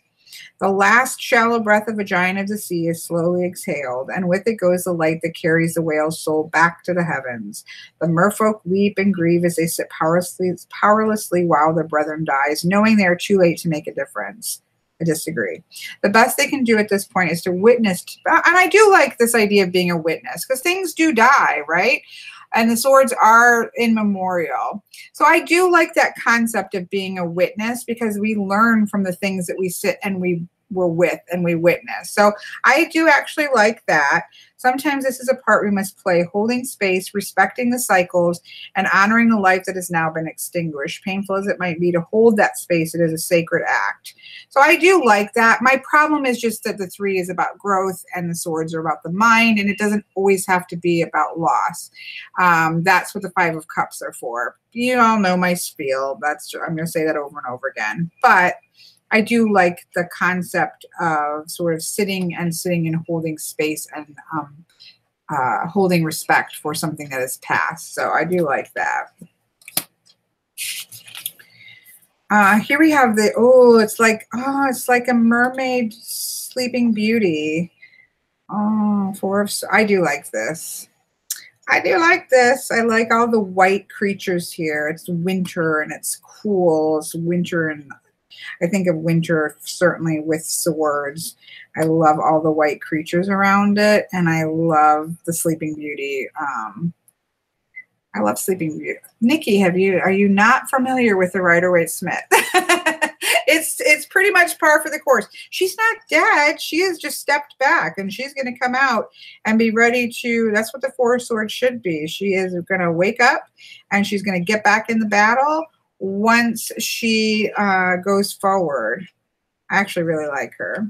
I'm a big fan. I'm a big fan. There's a conflict of the Five of Swords. The 5 is a disruptive number where we have seen children playing. That is very much, these are children who are not playing. And that's true with the 5. This is very, very disruptive energy. And now what we have seen is a lot of children interacting and playing together is now being disrupted. Their learning is being disrupted. What it is that they're going to learn in life is going to be disruptive. It certainly makes sense to a number 5. So I get that. Here we have these, this one is the 6 of Swords being pulled into a new direction. Fairly traditional 6 of Swords in terms of, there's usually somebody on the boat that's rowing the boat, that kind of thing. So we have a seal here pulling him, kind of being smart and making use of the swords. I do like that. There's another one like this that I like where the swords are made like into a ramp. I do like the idea of taking your difficult experience, which is what happened in the 5 of Swords, and making it what you're going to use to get yourself out of the situation. So I like that concept. But yeah, this is definitely not my favorite suit either, but I can see where they're going with things. I don't think this is any more negative than any other deck with the swords. Like, it's a Rider-Waite-Smith interpretation of tarot. That's kind of what most of the mass market decks that we get are like that. But you know me, I just have to learn to read my way around these things because I see them differently. But here we have the 7 of Swords. Again, this works for me. We don't have any clue what's happened. I don't think they're entirely sure what's happened. Here we have a bunch of swords that are here. For me, the 7 of Swords is an understanding that there is more that goes beneath the surface. I don't really see these as, I like that they're not somebody who is stealing, so to speak, or I guess technically they are, but it's not like that thief climbing out the window that you normally see. There is something that's gone on here, and they aren't aware of everything, and they're going to have to figure out what's happening. So I do like that factor. I think it works that way.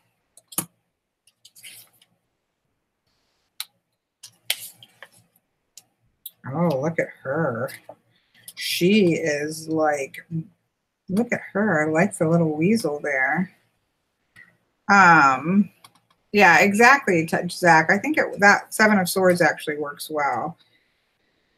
Look at her. She's like half in mermaid form and half not. She is really going to have to figure out her way out of this situation. But look what's in her mouth. She does have a dagger in her mouth. She does have a weasel friend here. She is definitely going to have some work. I do like this image a lot, but she's going to have some work. Is there anything more vulnerable than a mermaid out of water, exposed to not only the elements, but also the wild animals and possibly humans? Our mermaid is tied up and seemingly helpless, yet looks can be deceiving and one never knows what's hidden just beyond the frames of the scene. Our mermaid's spirit animal, the Arctic mink, may be a clue. The mink loves complexity and thrives on solving problems by pulling information from multiple sources. It seeks a deeper knowing and wants to enjoy all the richness of life, but this means you must be more than the limitations of your circumstance. I like that. You must be more than the limitations of your circumstances. Our mermaid does appear limited by her circumstances, but in order for her to expand and grow, perhaps this is the point. I like that. I do like that this is all, these are Arctic mermaids. She has a dagger in her mouth. Yeah, and she's got a spirit animal.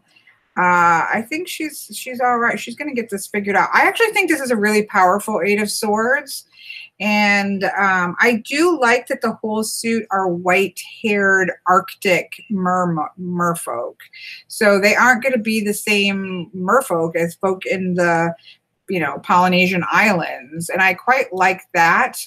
I do like the winter coolness of the suit because I do think of North and Air as the coolness and clarity of thought. So that kind of stuff I do like. And I like this card. Here we have the 9. Oh, that's a scary one. Here we have the this person looks very much out of their element. They have glasses. It's like they've come on an Arctic expedition and they are seeing the scary side of merfolk. So this, I mean, again, for a 9 of Swords, I think this works. I think that also, excuse me, the 9 of Swords for me is about a lot of mental energy that is going to get you out, get you in trouble, right? So 9s are dynamic energy that's bouncing around, and if it can control you, if you do not control it, right? If you don't bring it down into manageable size so that you can see that it's just your own fears projecting on what you're seeing, it's going to get the better of you. Whereas you could take that mental energy and actually grow from it and learn something and put that to use moving forward. Don't get paralyzed by it. So I can work with that. It's a pretty typical 9 of Swords, and it's not a zombie mermaid. It is a siren. Yeah, it's a scary siren. Because remember they said earlier there are nightmare sirens, and this is a nightmare siren. Not all mermaids can be beautiful and fluffy. Typical, again, here's our typical 10 of Swords. 10 of Swords. You know how I feel. But what I did, one of the reasons that I still got this, even though it's a typical Rider-Waite-Smith, which I still buy, I really do like the soul kind of coming up, and it's going to move into the next incarnation. It's learned everything it can learn from this terrible, bloody experience and is now going to rise up into its next incarnation. You know, I can't say it every single time what I feel about the 10 of Swords, but I can work with this 10 of Swords because I do like the spirit rising up there. So I can't, keep saying this. I love her. I love her. I'm really sad that the 10 of Wands or the Page of Wands isn't a little bit more perfect, because I actually think all of the rest of the pages are perfect. Look at her. Little sweet ice mermaid. I love her. And I like that you can see like the hole in the ice here. So you're very clear you're still in the ice world. I really like her. Whoa! No, I think all of the knights are females. That's a little skewed for me energetically, but obviously they are females in their masculine forms of energy. She's awesome. Again, I prefer a balance. So in the pages, we had in the pages, we have 2 boys and 2 girls. So I wish they would have done the same thing in the knights if they were going to do that. I may be wrong, but I think all of the knights are females. But she's awesome. Is there one male knight, Elrond? I'm not sure anymore. I've lost track. But I do like her. Like, she looks like spikily and sharp, and she's going to get in there and she is going to fight. And I love the waves here. So I love this image a lot. I think she's pretty awesome. Yeah, I do like her. And I love the queen. Okay, I'm going to move this. Everybody wants to know about the king, and I'm going to not let you peek beforehand. Ooh, you like him. Look at her. I think she is really cool, Queen of Swords. She looks like an ice mermaid. Oh, Brienne might be a he. That's true, Elrond, but it looks like Brienne. That's okay.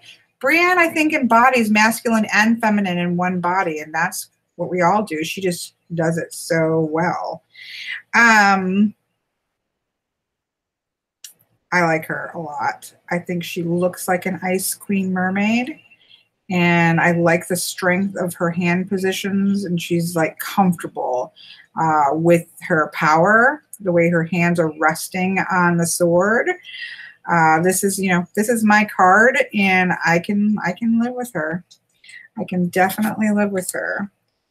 Dun, dun, dun, dun, the last king. Oops, the last king. I like him. He is very ice king, right? Galadriel, yes.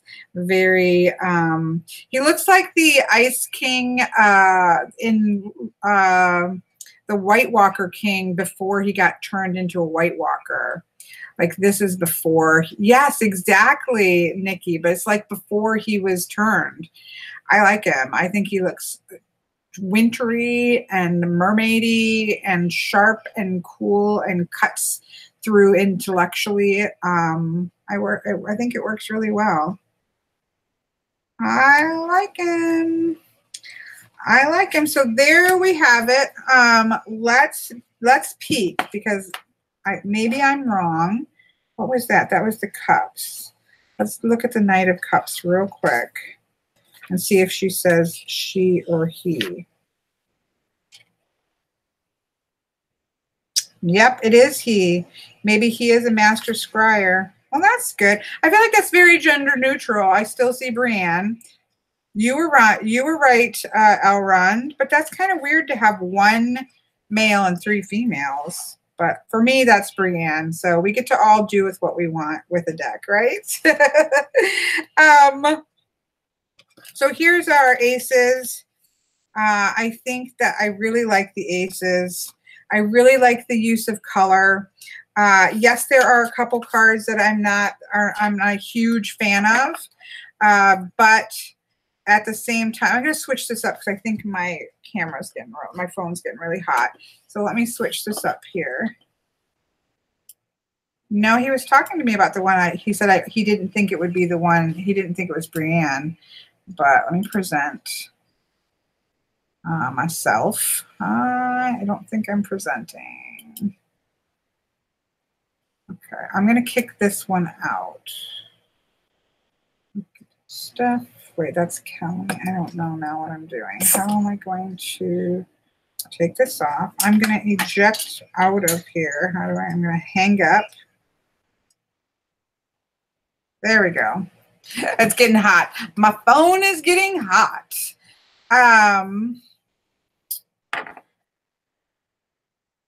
So anyways, I am actually really happy with this. I really like the Hermit. I love the Major Arcana. I loved all the Major Arcana. There are a couple of the Minor Arcana that are a little bit cute, cheesy cute to me, a little bit much. But I think the Pentacles are probably my least favorite of the suits, although there are some that I really like. I like a lot of them. So I'm a fan. I'm actually really happy with this. Moon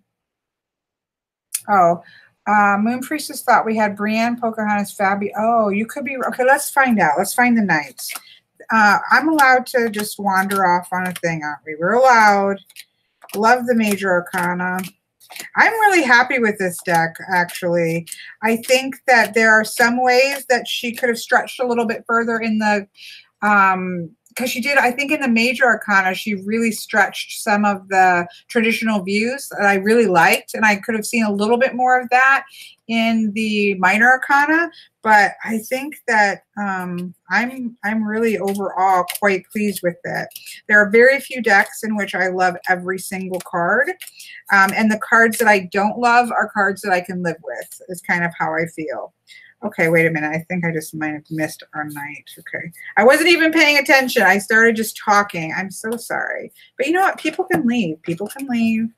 I have to keep reminding myself. Nobody is forced to stay here. I'm just now curious about the knights because I love knight energy. Aces, love those. Okay, so now we're cups, number cups, number cups. Which I love. I mean, I love the Major Arcana. I think they're amazing. Love the pages except for the rainbow. Love the Knight of Cups. Love the Queen. I love the Queens and King. He's just really awesome. I like him a lot. So, okay. So what are we looking for? We got cups. So here's some numbers of wands. I see. Let's find the. Here we. Oh yeah, you're right. Somebody was right. Okay, so we do have two. So in the guidebook, we actually have 2 males and 2 females of the knights, and 2 males and 2 females of the pages, and then we have, of course, the queens and the kings. So that works really well. So I'll take that. Again, I'm pleased. Thank you for somebody having me look to see that. Yeah, pentacles are my least favorite, but I love some of the pentacles. Like, I really want to sit with this 9 of Pentacles. I think that really works. So I'm really disappointed with this one because I love the other pages. But again, it's not like I can't live with it. And I like him. He looks like Travis from Critical Role. I don't think he looks dumb. I think he looks really solid and earthy and a little more, you know, not perfectly refined, which you kind of think of with Earth. I like him, actually. Don't like this one. This is actually probably my second least favorite, but again, you can't have everything. I really think this one is powerful. So yeah, I love her. Sorry, we don't need another recap. We just looked at them. But overall, I am actually really pleased. I don't generally go too much for like digital art graphics, but this is not use of manipulated photographs. I think the artist is actually really fantastic, and I'm really pleased with it. Ooh, it shuffles nicely. Yeah, I'm the same way, Molly. Trust me.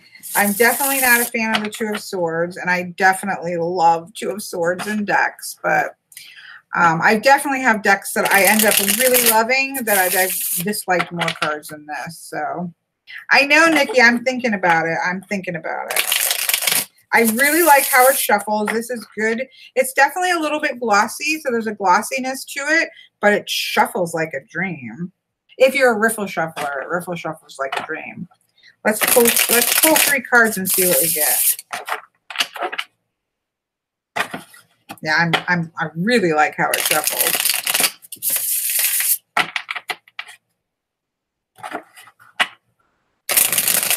Sorry, I want to get a good shuffle if I'm going to actually pull. Yeah, I love the aces together, Moon Priestess, a lot. Bye, Katya. Sorry I haven't watched every comment here in the last 2 videos. I'm not sure. You know, we'll see what people think again of these types of unboxings. This is purely first impression, which most of my walkthroughs are. And then my intention is to go back and do sort of an actual review of them after I use them. Yes, it's Llewellyn. Yeah, it's a real good riffle shuffle. I quite like it.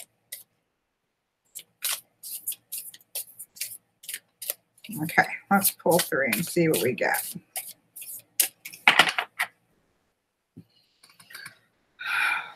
Center, center. Ooh, we got the beautiful Empress. Always a good thing when Goddess shows up right away, right? The second one we got was the Six of Swords. And the third one we have is the Five of Wands. Okay, let me put the rest of them down.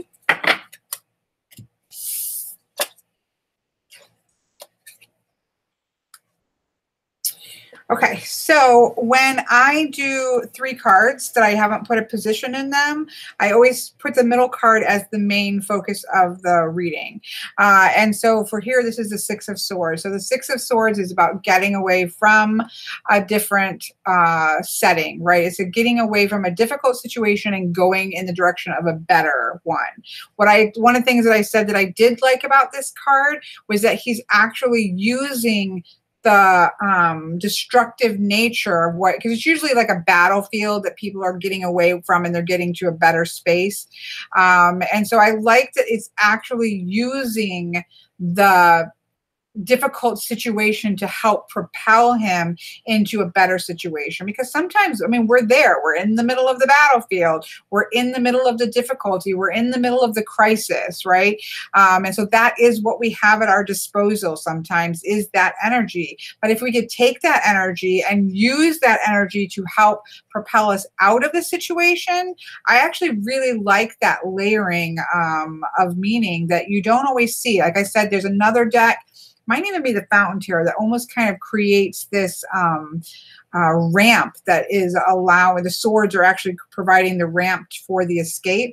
And I quite like that layer onto the Six of Swords there. So that's a message to us. If we find ourselves, right now you're in a bad situation, it's not the best, there's some conflicting energy that's around you, how can you take and use that energy to help get yourself out of that space? I like that.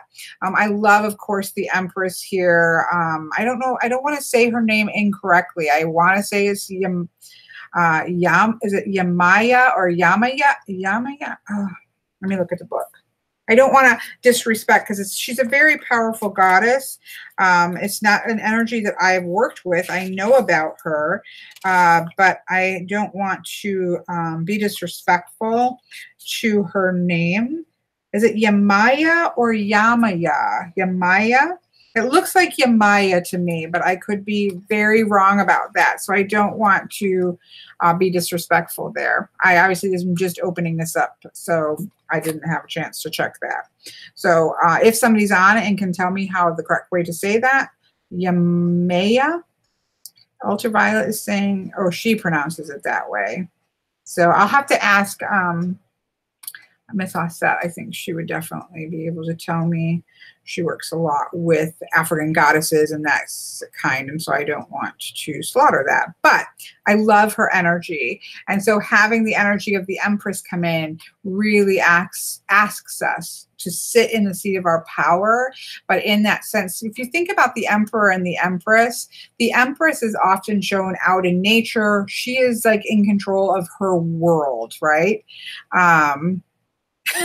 Oh, Reno, that's a terrible way to put it. What? Oh my goodness. That is you know, you're honest, Reno, you're honest. It got cut for a good cause. Speaking of which, the wig is now in production. They called me today, but we are making it into a wig for my sister. That's why I got it. But, you know, it's an honest reaction. I loved my hair too, so we all can feel it. We can all feel the pain. No.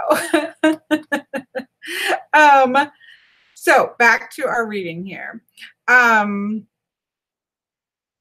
Yeah, I know, Molly. I was really excited because it was really scary. It's my hair, my sister's hair, and my other sister's hair that I mailed off. And so they called and said, we have your hair, because everybody's like, what if it gets lost in the mail? But they have the hair. And then they called and they said, because we have a little bit different colors. And so they're like, how do you want me to use the, stack the hair color? So I'm really pleased with how interactive they have been about it. So that's exciting. Yeah, I'll have to look up pronounce, but again, I didn't know she was going to be in this deck, so I couldn't look it up correctly. And also, I do think that you're going to get different pronunciations if it's more of a Hispanic or, because I could be wrong, but I believe, now I'm like feeling my hair. I'm like, oh.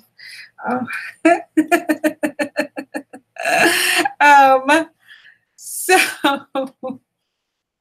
I know, Molly, it would have been hilarious if they would have. It would not have been hilarious if it had gone missing. We were all panicked about it because it was just like, that's our hair. Oh, I can click it. I don't know. One time I clicked it. Let me try this a different way. Open tab. Okay, there we go. We're gonna try it this way because one time I did that and I lost chat. So let's learn together. Let's learn together. Of course, this could be incorrect too. You have no clue how many different ways people will say one word. Thank you, Moon Priestess. That was definitely, thank you. Althena is right here. Yauma. Oh, that's totally different than I would have thought. The first one is a U.S. sound clip. Oops, I voted. Yamaya. Yamaya. Well, is there an African? There's different does it sound different and different? Let's try. Yamaya. So Danish would pronounce it differently. Yamaya. Yamaya. That's what I thought it was. Yamaya. Yamaya. Again, I don't want to be disrespectful. Yao. Because that looks like Yamia.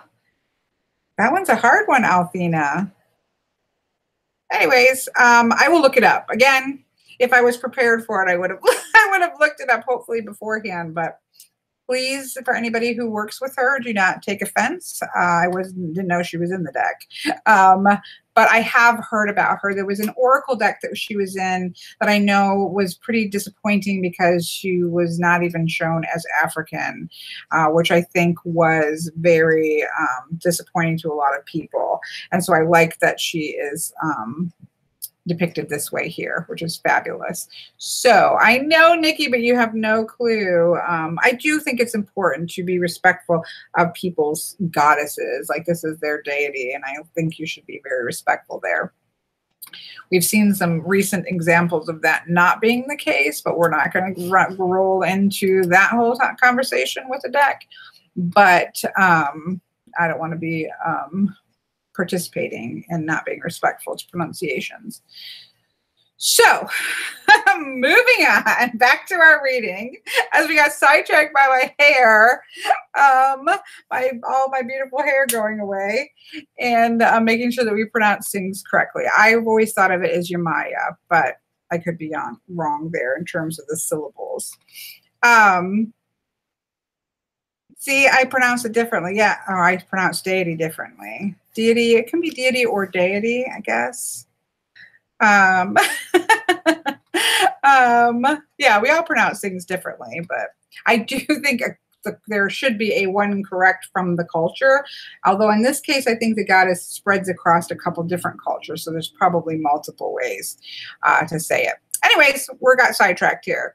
Way sidetracked. Let's go back to our reading. We go to the middle again. Again, this is about you using any disruptive energy around you. Use that energy. Harness that energy to pull you out, right? So harness your energy outward to be able to get yourself out of the situation. And so taking the Empress energy, again, what I was saying is that the Empress, the king is usually portrayed in his throne, very often sort of inside. You think of more the political rulerhood, whereas the Empress, to me, has more of that really being in complete control of her environment. So taking control of your environment in order to then use that energy to get yourself out of the situation. And I love, again, this was a little bit of a different Five of Wands in that they are all kind of coming together, unified, that sometimes we do have to make use of disruptive energy. The fives are about disruption. And so we often see in fighting in the fives in tarot decks. But in this one, they're actually coming together to push forward and to be able to work together to take that, what is still disruptive energy, but use it and focus that in. That I think is a really great reading about how can you take conflicting energy around you. What can you do? You can unify it, become in control of your own environment. You can use that energy then to propel you outward. And oops, I don't know how to stop that. And you can actually have to take this call, so we're going to wrap this up real quick. And then you can then band that energy together and then use it for a cause that you can push yourself forward with and have forward move. I actually really like this reading of this sort of getting at one with the energy around you, even when it's disruptive energy, so that you can use it versus being shook up by it and being discombobulated by the energy. Bring that energy under your control so that you can use it to push you forward. So I like that. I like it. I like it. I think overall, this has been a surprisingly great deck. Again, I wouldn't have bought it if I didn't think that I was going to somewhat like it, but I actually have liked it even more than I thought I was, even with some of the ones that I'm not a huge fan of. So I'm happy. I'm happy with the purchase, and I will definitely come back and let you know how it goes as I work with it and read it. But I think it was a fun again. Hopefully, again, I know a more consistent, like I normally do of my walkthroughs, are also have their own appeal too. But it's just been kind of fun. I think kind of a fun way to do something a little bit different. So, all right, I'm going to go and get something to eat and return a phone call and get off talking to you all. Second video talking to you. You're probably like, okay, stop talking. Yeah, I definitely agree, Moon Priestess. There are definitely some not my faves, but I think all in all, it's a pretty solid deck. So, yeah, I'll have to take a look at that to the next World Tarot. And I also need to take a look at Brian Froud's frog person. So I will definitely take a look at those two things. But all in all, been a lot of fun again. And thank you for letting me do another one like this, because I actually had fun with it last Friday. So talk to you guys all later. And I'll see some of you tomorrow at live chat regular time, 4 p.m. Eastern Standard Time. So goodbye.